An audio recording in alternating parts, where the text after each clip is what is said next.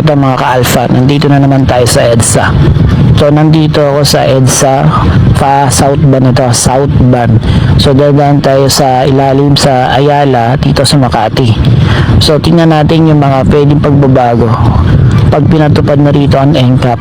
So makita nyo sa kaliwa ko ay mayroong solid yellow line for bus lane po yan. At makita nyo may naroon daw naka-install na CCTV dito sa ilalim ng tunnel. So nung hindi pa pinapatupad ang NCAP, lagi tayong dumadaan dyan sa bus lane. Kasi itong bus lane na to ay hindi naman tinataanan ng mga bus. Dahil ang mga bus ay doon dumadaan sa ibabaw ng Ayala. Dahil wala naman kasi sila makukuha ang pasero dito sa ilalim. Kaya halos lahat ng bus ay nandun lahat sa itaas. Makikita nyo mayroong bus sa left side. So yung mga bus na yan ay galing nga sa ibabaw. Kasi dito sa ilalim halos wala naman talaga dumadaan na bus dito. Dahil wala naman talaga sila makukuha ang pasero dito. At dahil pinatupad na ang NCAP at kasama raw ang EDSA, hindi ko na sinubukan talagang dumado sa bus lane sa ilalim. Kahit na hindi naman dinadaanan ng mga bus. So sinigurado ko na huwag nang dumaan para walang huli. Baka kasi nga mamaya, sakop na rin ito ng NCAP. Dahil yung naka-install doon na signage na meron daw CCTV dito sa ilalim ng Ayala Tunnel.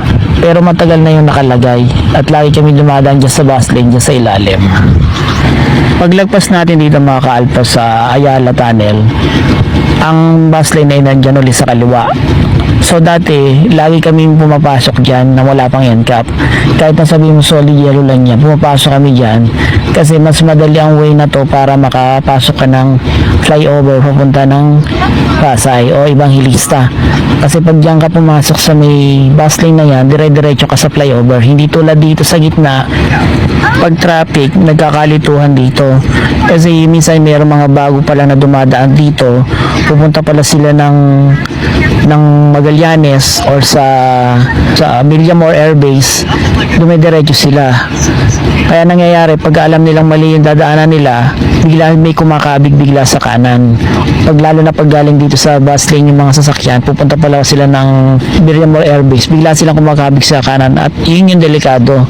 Kasi yung left na, yung kaliwang tulay Pasay at yung sa kanan naman ay papunta ng Villamor Air Base. Kaya dito marami nagkakalituhan. Kaya ibang mga sasakyan pumapasok na sa bus lane para dire-diretso sila sa flyover papunta ng Pasay.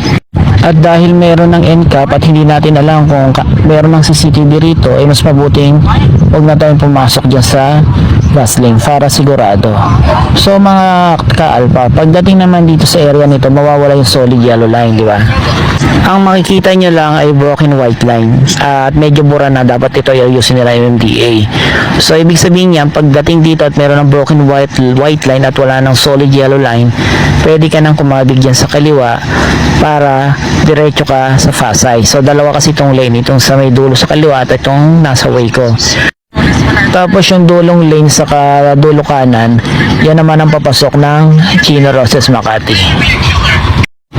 Hanggang dito na lang mga ka-alpha. So paalala ko ulit, sa diniretso mo to, ang dulo niyan is dalawang flyover. Yung kaliwang flyover is papasay. Tapos yung nasa kanan na flyover ay papunta ng Osmeña Highway at saka Villamor Air Base. At meron din yung tulay na pababa papunta ng Pamanila. At doon naman sa may dulo sa kanan, yun po yung papunta naman ng Chino Roses Makati.